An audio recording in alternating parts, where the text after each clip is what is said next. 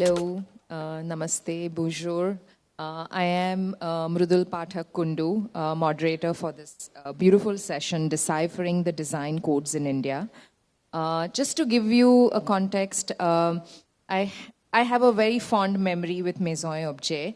I have been visiting Maison&Objet since 2005, Raj. Yeah, and it has the best memories. I have taken home some really amazing memories back to India, and it is an absolute pleasure for me to sit and moderate this session with this amazing team here. We have Gunjan Gupta in black and white, and the lady in red is Aparna Kaushik. Okay. Sorry, just getting used to this. Okay, so welcome everyone, and let me just quickly welcome Aparna Kaushik and give you a slight introduction. She's a founding and principal designer of multidisciplinary firm that specializes in architecture, interiors, furniture, lighting, and landscaping.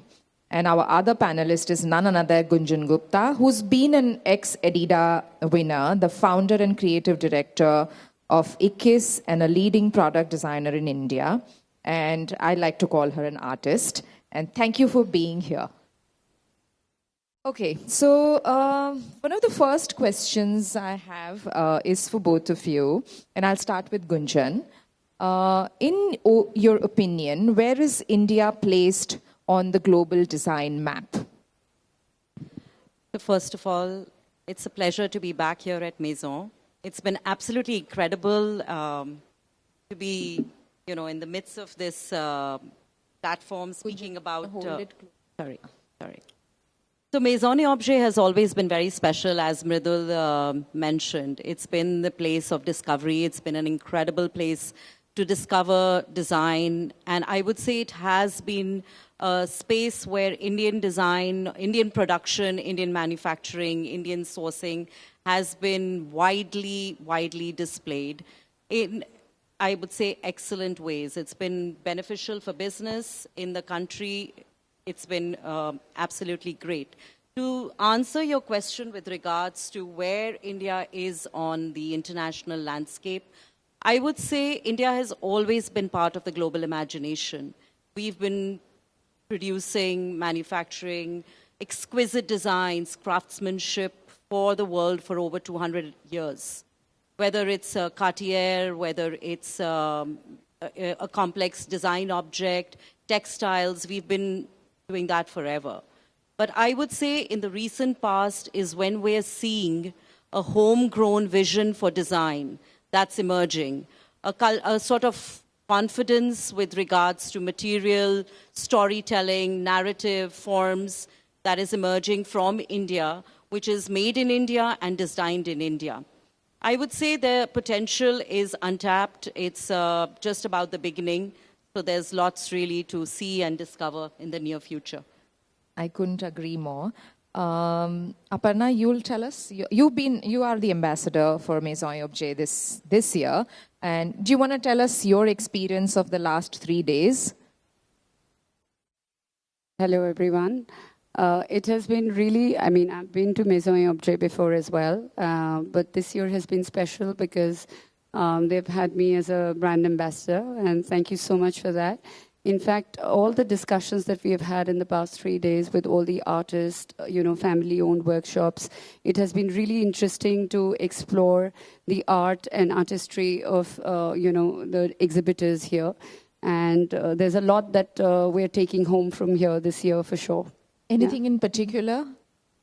Well, in particular, I really am very fond of Dutch porcelain. So the royal deft people here have caught my eye, and definitely, in fact, by the end of this week, we've even planned a visit to their factory in Amsterdam. Oh, wonderful. This is again a common question for both of you. We are here at one of the best design fair, I would say so.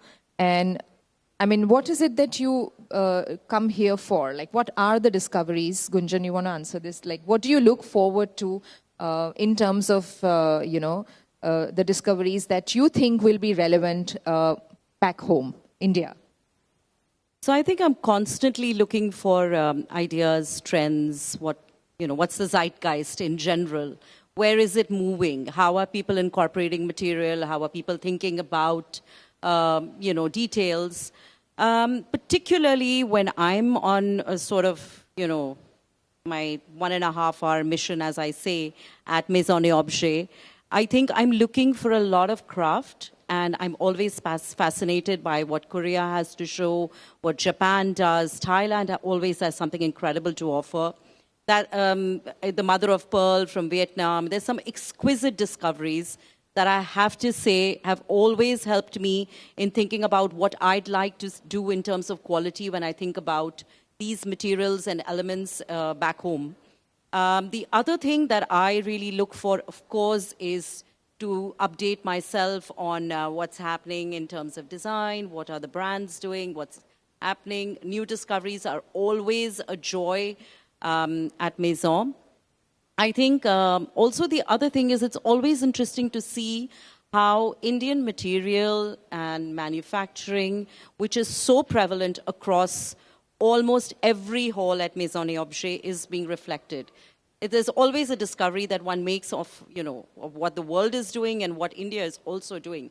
Because I would say a lot of it we don't really get to see back home. Okay. So on that note, Aparna, you are an architect and a designer as well. So is there any particular interior trends that you come seeking here, or how has your experience been? Well, I wouldn't say trends exactly, but what we are always looking for is interesting art and craft, and mostly family-owned workshops. What I find fascinating in Europe is there are a lot of these family-owned, very old workshops, practicing the very traditional ways in terms of metallurgy, chandeliers, products, artifacts, porcelain. So this is something that really interests me, and this is what we are always hunting on. Right. Okay, I'm going to move to Gunjan. She recently collaborated with Alula for a fantastic initiative. I would like to, in fact, my question on that is, can you tell us more about the power of cultural crossover? Tell us about more of the Alula collaboration. I think cultural crossovers are very potent in terms of what they signify, what they tell. And I would say the power lies in the object telling the story that it is. It always has told stories. The baskets, as you know, from Japan or the East, are one of the most enduring cultural crossover objects that I can think of. So it is the continuity of storytelling, the functionality, use of how it adapts itself across the world that really makes object crossover. Do you want to talk about the collaboration also, about since it's a France and yes. Saudi? So with regards to Alula, IKKIS, my brand, recently participated in a design award for the Alula Design Award. I don't know, many of you might know about Alula and the collaboration between France and the Saudi government to sort of recontextualize, revive this ancient land in Saudi Arabia, which is probably one of the most exquisite landscapes in the world, and historically very, very important. It's on the way to, it's on the Hajj route. What fascinated me about this particular design award and opportunity was the trade link between India and Saudi Arabia, a story which has really not been told. So basically, in context to cultural crossovers, why Alula is really important and why it made us really excited as a brand to participate in it was the retelling of stories from a very different standpoint. I think as Indians, our story largely has been along the Silk Route. It's a very Western perspective. So here is the Middle East trying to relink histories and come up with its own perspective with the intent of finding cultural crossovers. Right. Oh, wonderful. So I mean, you know, our topic is deciphering the design codes in India, trends and inspiration. I have one question. I'm going to ask you that, Aparna. So what are the buying trends that are emerging? You bring, you know, the clients and everybody comes here shopping. So what have you observed when it comes to buying, and what is it that Indians and the homeowners are seeking, which in this luxury segment? Yeah, so that's a very interesting question. You see that I feel that India is in a state of transition. It is not what the Western perception of India, I don't know, it's changing now completely. I think Indians, if you see, have the best buying powers, you know, when you come to the markets. And in fact, when you go to the antique stores for auctions and other things, you're taken much more seriously than when you were, 10, 20 years ago. So the whole country is going through a great phase of transition. Having said that, the demands of the homeowners are also changing with the changing times. So what we seek in exhibitions like Maison or, galleries in France, in Paris, is mostly the antiques, the artworks, and the storytelling is very strong. I think the French storytelling is very strong, which I feel that enamors most of our clients. There's, for example, when you walk into a gallery, the gallery owner will tell you the whole history of that product, from where it was made to the hands it has changed, and finally where it has landed. So it's very interesting. It fascinates the clients, and its sense of give them, a feeling of proud possession to have that project. So like every other developed nation, I think we are in the process of becoming a developed nation. So it is increasingly, in trends to source antiques, for that matter. So this is what we come seeking in the French markets. Wonderful. So, Gunjan, on that, I want to ask you, how is the definition of luxury changing? What are your thoughts on that? I think luxury as a word is going through major redefinition. It's been sort of that, the word sustainable. Like, what does it really mean? So I feel luxury at this point of time is looking for a certain quietness. It's not loud. It's seeking. It's a post-COVID reality. I think we're all, looking for deeper meaning. We're looking for silence. We're looking inwards. We're looking at luxury in a very, very, something that is that has more emotion. So I think it's about the quietness. It's about not being very loud. It's about the silence of it. Craft is, of course, something that is really making its way with a deeper understanding in the connotation of luxury. So I think finally the key aspects of luxury are being valued globally. Right. So talking about craft, actually, I have a question. I would like you to continue answering it. What is... tell us about craft is extremely innately and each and every state has its own. There is a little India in so many different states, and you worked across those. Tell us your thoughts on craft and how it is relevant in our current times. So I've been collaborating with craft since the beginning of my career, which is 18 years long. And I have to say that I don't think my practice would really exist without my craft collaborations. It wouldn't have a language, it wouldn't have soul, it wouldn't have the storytelling narrative, which I rely so heavily on as a designer. I feel like I tell stories more than I design. And I think largely those stories come from the craftsmen that I've had the privilege and the honor to engage with, work with. Also, another aspect of craft in India is there are many Indias within India, and there are many crafts within the craft sector. I mean, one is a craft that is being produced as everyday livelihood, as objects for use within the villages, by basically craft made for craftsmen or villages or the common people. The other is craft for industry. And another aspect of craft, which very little is really spoken about, is the dyeing crafts, which were the luxury crafts of our country. Because trends have changed, there's lack of patronage. So these are the many aspects of crafts that still exist in the country. dwindling and dying every day. There's artisanship, legacies, family-run ateliers. All of that is a reality of craft in our country. Hugely important. Beautiful. I want now, Aparna, I want to ask you about a little bit of materiality, because ultimately I want to stay in the zone of trends, though they both don't believe in any trends as such, but I will still try to bring the conversation back. So what fascinates you about the new materials? When it comes to exploring materials, what are the key factors that you consider, or how do you go about choosing the materials when you do an interior project?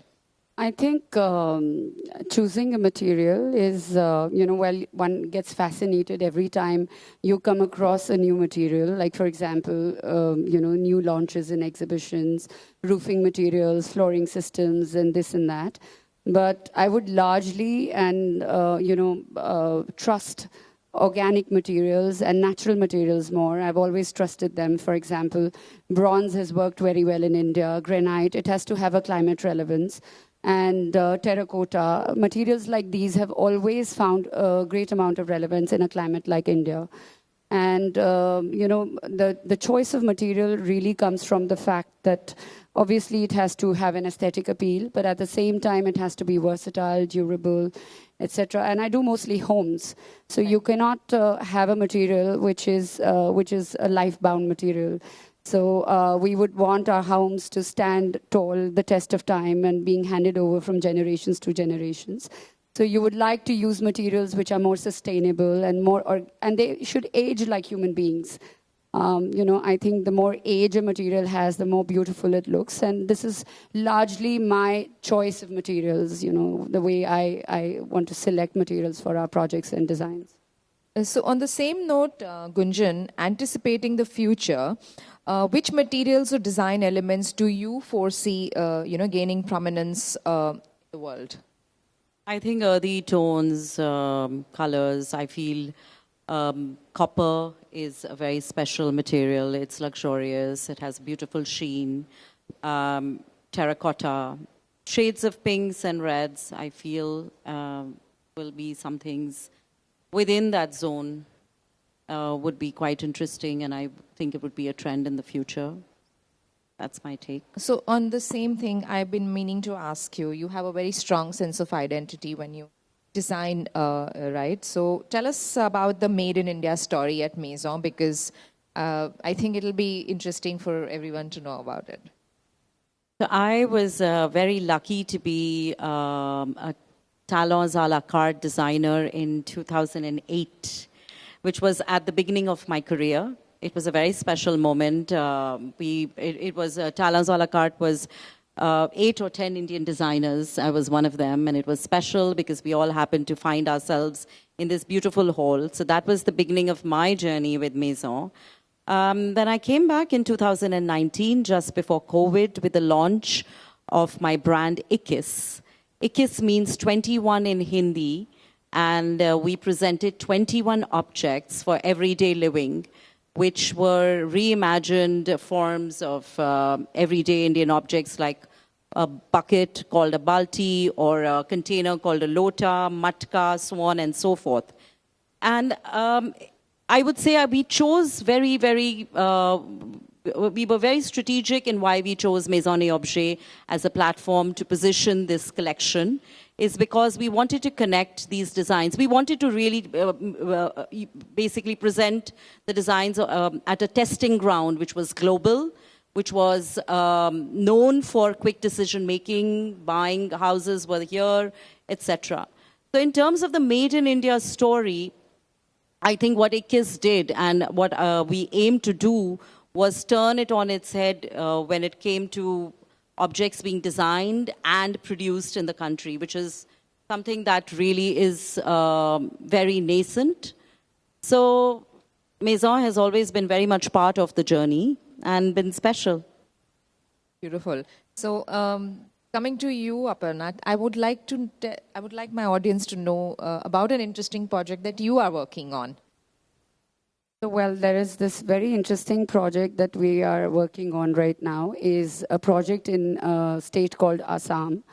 So Assam is really the northeast part of India, very unexplored, and it's for a prominent family.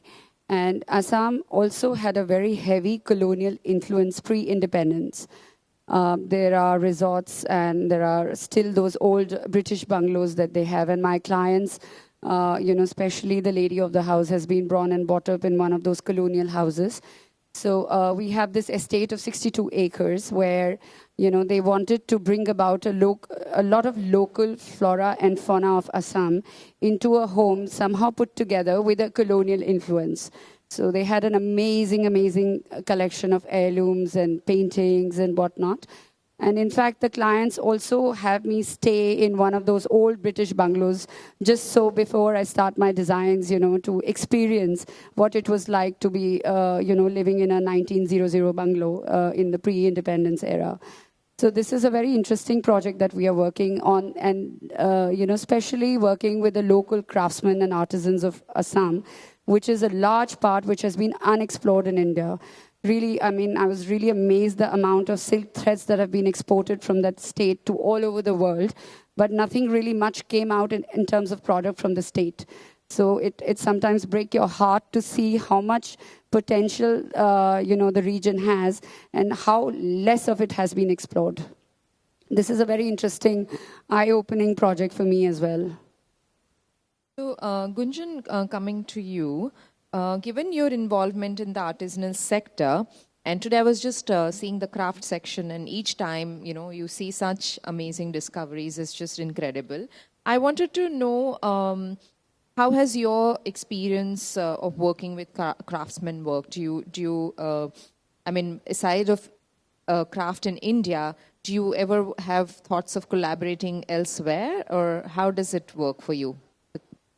So definitely collaborating with craft across the world is, it comes very naturally.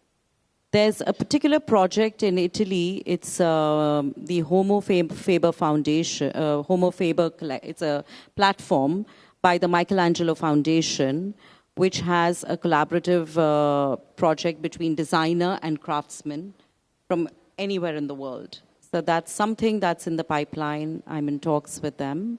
With regards to, I have had the opportunity of curating Indian craft at Révélation at the Grand Palais in Paris, which is a very prestigious 21st century craft biennale with crafts from across the world.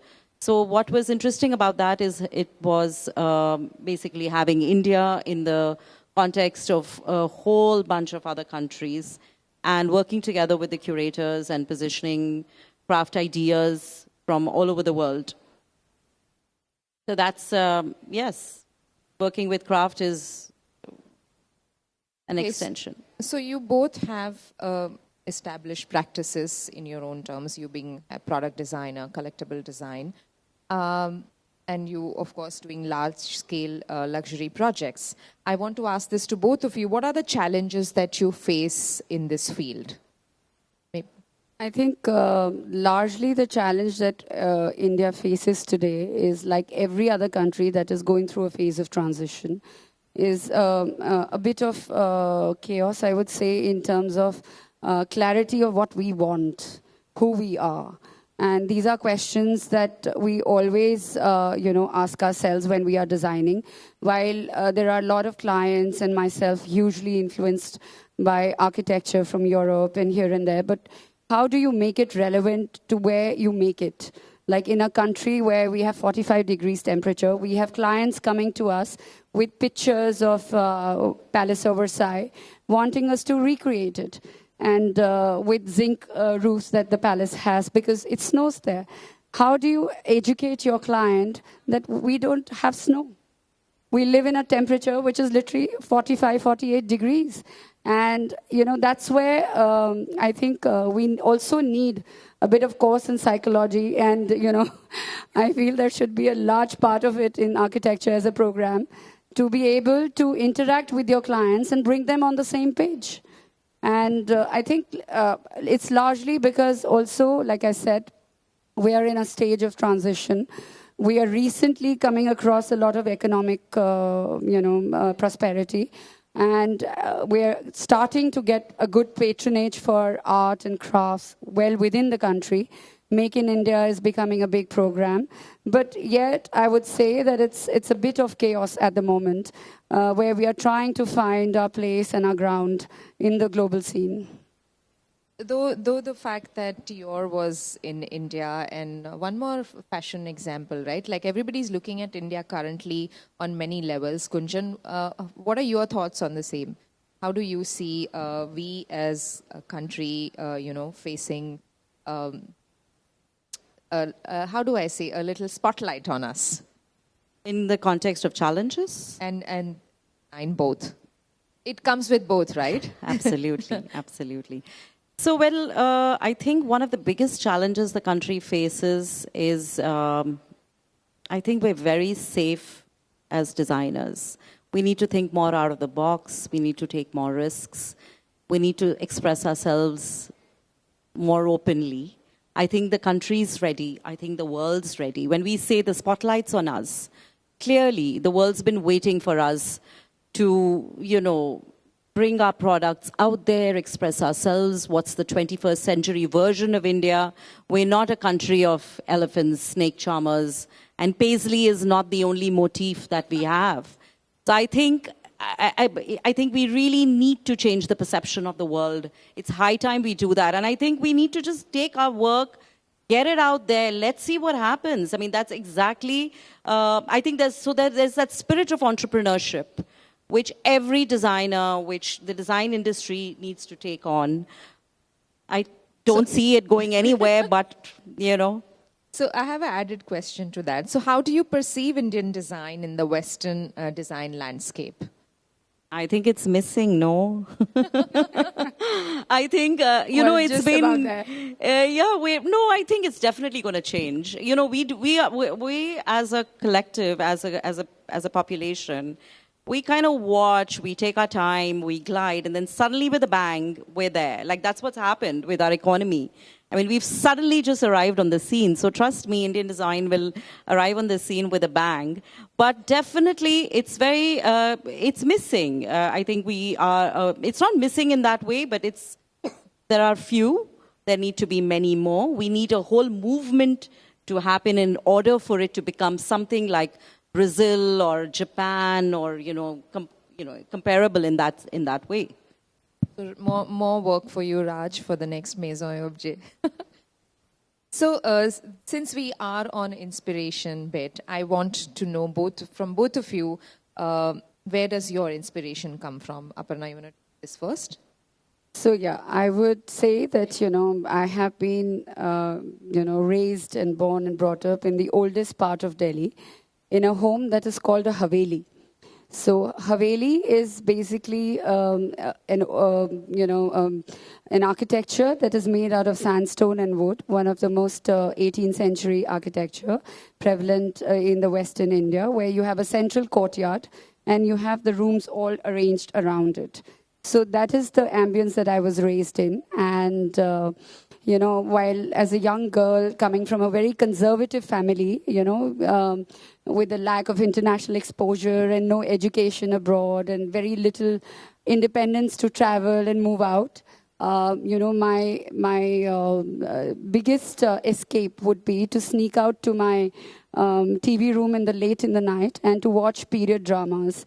From BBC classics to, classics like Anna Karenina, and literally imagine yourself to be a part in those big ballrooms, well-dressed gentlemen and gentle ladies. And so, while my European friends would fascinate with the architecture that I grew up in, I would fascinate with something that, that I probably would have imagined myself to be in. It's the allure cultural of young crossovers. Yes, the crossovers, exactly. So I think that was my background, and that has largely influenced my design language where we are today. And I think I kind of manifested my clientele for myself, because my clients are mostly people, how I would say, if anybody of you has watched Downton Abbey. So my clients are like the Earl Grantham, with multi-generations living under the same roof. With big estates. So fortunately, I have managed to build that clientele for myself. Is that why you all are here shopping? Yes, of course. Okay, so Gunjan, where does your inspirations come from? Well, clearly I'm in the land of inspiration. I'm in Paris.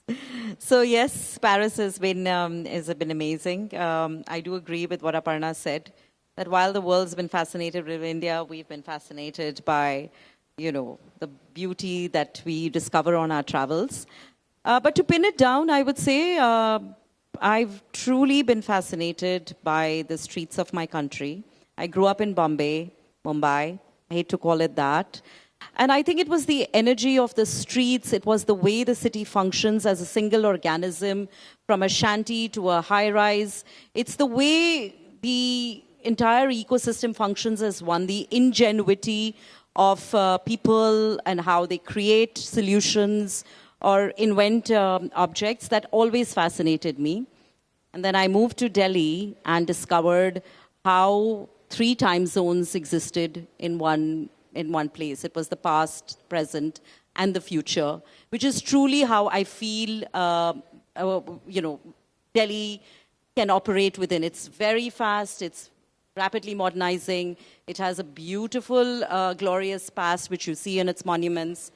And I think something that it added to my vocabulary as someone who was born in Bombay was the craft ateliers that I discovered in its neighboring cities, Agra, Jaipur, Muradabad. They changed my life. And with all of this amazing research, I went and did my master's in London and started to actually very seriously study the way the West saw India and what were the aspects that they were looking for. Did a little bit of research in the way the colonial mindsets were and things like that. So that truly is my inspiration. What were the key observations when you looked at India from a international lens, or your exposure after studying? I think because sometimes you're within it, and it is very difficult to put yourself out of the situation and look at it. It's a very good question, and I think it's a very deep question, because truly speaking, I would say there is. The love that I have experienced through my work for the country has been just unbelievable. The curiosity, the stories that people have come up to me and told me about the country. So it was like this, when I was studying for those 2 years, and I was researching at the VNA, and I went through all the archives, I looked at the objects, blah, blah, blah, spoke to my mentors, spoke to my course directors, I just could not see anything but this India glorification and a very, very sort of poised expectation as to what India can offer in the future in terms of a creative or design vocabulary. So I would really say that's what I took back. Right.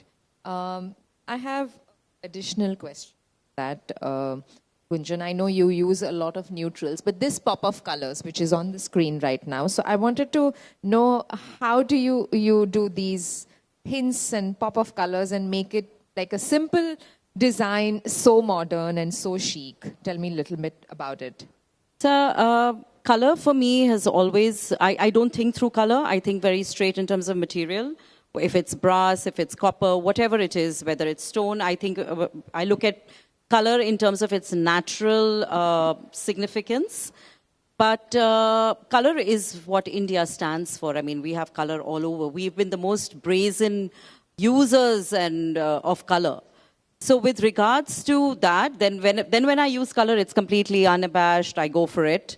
With regards to the tableware range that we saw on the screen, the colors are all inspired by Indian ingredients and food stuff. And each one has a very special color. So in the world of yellow, if you look at the color of turmeric, it's a very special yellow. And if you look at the color of the Indian orange, the narangi as we call it, in the world of reds and oranges, it's a truly a divine shade. So yes, that's really, it's the color. Aparna, so coming to you on colors and materiality when you do the interior projects, how do you go about it?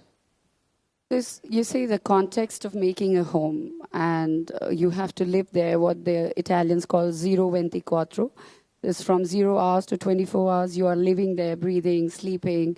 So I feel the home should there are two ways of looking at it. When you arrive at a space, I think the space should always grow on you.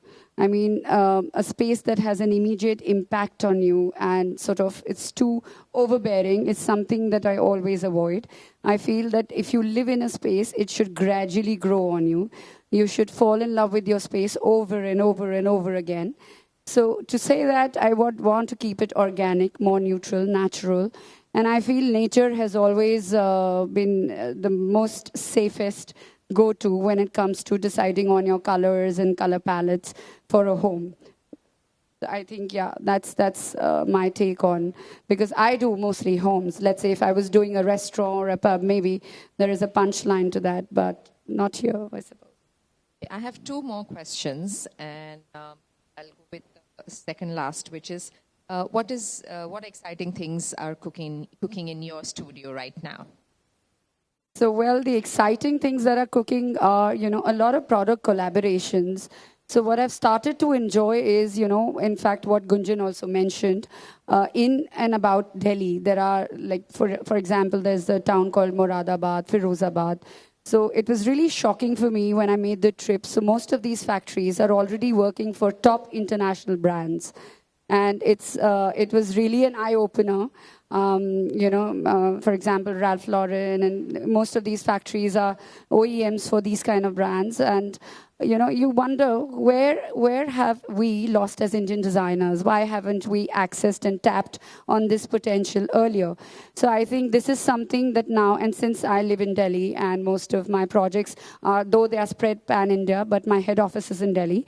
So we are also trying to now set up another vertical in the office, which is the product design, wherein we are also convincing a lot of French workshops to start manufacturing in India, which is, again, because when we import a very beautiful piece, we're beaten by the duties, which are 3 times, sometimes 2 times the product. So the best would be, to have the aesthetic sense, a European aesthetic that is made with Indian craftsmanship, Indian detailing. I think that's a great collaboration that we are looking at. So we have also started, one Maison&Objet held a very nice, creative, interesting evening in Mumbai where we had invited a lot of these, French workshops. For example, Vastrakala, Matthew Lustre, all these guys were there. So this is something that I'm really looking forward to, to bring about more interesting creativity in terms of products for my homes. I think it's high time we move out of the production and the produced by and, come to the forefront. Gunjan, what's your take on this? No, I absolutely agree. I second that entirely. And the more the merrier. I think, as I said, in order for it to really get somewhere, we need many, many players, Right. But I think, yeah, the respect is there, the craftsmanship, the manufacturing, the prowess is there. We just need to go out there and do it. Right. Also, I think largely the craft and art in any country depends on patronage. And that patronage comes from an economically developed nation. I think that is where, I think it's all like if you see the Italian countries, the French countries, they have been developed for a while. Right. While India is seeing that now. So I feel the patronage that we get now and the developments that you will see in the future are going to be phenomenal. And I mean, the way we are moving from, this morning someone was telling me that I'm seeing so many Indians at our fair. So it just ties up beautifully. Okay. Also, we are very many numbers. We are very large. Yes, we are too many of us. But okay, that brings it to the final question, which has always been my task. So, what are your views on artificial intelligence when it comes to design, creativity? Should we be worried? Well, we've already in my studio. So we have this set of youngsters, interns, who are very excited with this new technology. So we have created a little corner in the office in our studio where these kids are working on, Mid-Journey and the softwares like that. And much to my surprise and whatever exposure I've had of it, I personally feel that artificial intelligence, I don't think it will replace architects, but it will facilitate the design process in an enormous way. So, I feel that, for example, let's say if you were a client who would walk into my office and we would like to have some few ideas, put on the table for you. Now, to make those ideas in terms of concepts and literally limited softwares that we have, we would probably be able to present 1 or 2 concepts. But with Midjourney and, so to speak, the artificial intelligence, if you throw, it's a great tool to come up with a lot of ideas and concepts that we can share with our clients and build on. Do you think it's an easy way to be creative? Gunjan, I want you to take that. What happens to creativity? Well, I don't think, how do I answer this? Artificial intelligence. Would you use AI? I don't, but as Aparna said, my team definitely does. But one of the benefits that I see of that is I have been telling my team, before I design, I always, I write a little essay on it. I'll talk about the concept, I'll talk about the, why are you designing this particular object? And what does it mean? It's important to remain the core Yes. But suddenly, ChatGPT has come in and everyone's being so eloquent and suddenly my studio is expressing themselves in ways that I've never imagined. And I'm like, what happened? We've started writing emails with practically 0 grammatical mistakes. Exactly. So I think AI is incredible. And as Aparna said... As long as it remains a tool, I feel. No, but you know what? It will remain a tool. It definitely allows you to think out of the box into probably realms that you don't need to, but it pushes the boundaries. But when it comes to a country like India, where craft is just so, part of our DNA, part of who we are, I don't think we're going to lose that. I don't think it's a threat. I think, like every new technology, there is always a big hoo-ha about it. And when computers came, people almost thought it will replace human beings. I feel that, with artificial intelligence, it's also equally the same. When I still remember in Delhi, when shopping malls was a very new concept, we were traditionally used to going to markets, shop to shop. And, that was almost like a ritual for some families. And when these new shopping malls came, everybody was like, oh, it's not going to work. It's a very Western concept. And look, we have the largest shopping malls in cities everywhere in the country. Practically opening in each city. Each city, absolutely, growing bigger and better. So I think it's the same. It is like what Gunjan said, it's going to remain a tool. Definitely, it will facilitate the design process. But I think, like everybody else, we are yet to know the future of artificial intelligence. That's always remains a question. Wonderful. And that's the end of my questions. I would like to throw the floor open for the audience. If you have any questions, I'm all here.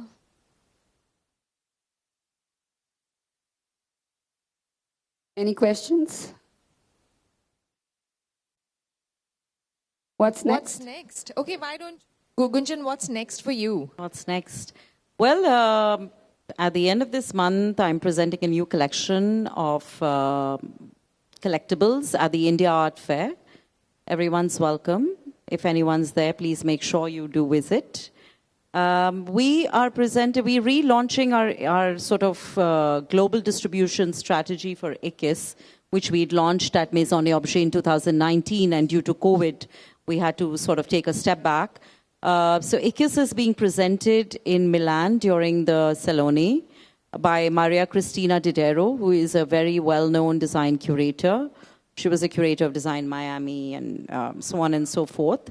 So if you happen to be in Milan, please look us up at Cinque Vie in Milan. And those are the 2 immediate things that I can think of. There's lots of action, as always. On that note, I'd like to thank everybody at the Maison&Objet team, Raj, Aparna and Gunjan. Thank you so much, guys, for being here. And do follow DECOR as well. Okay. Thank you. Thank you, guys. Thank you for your patience.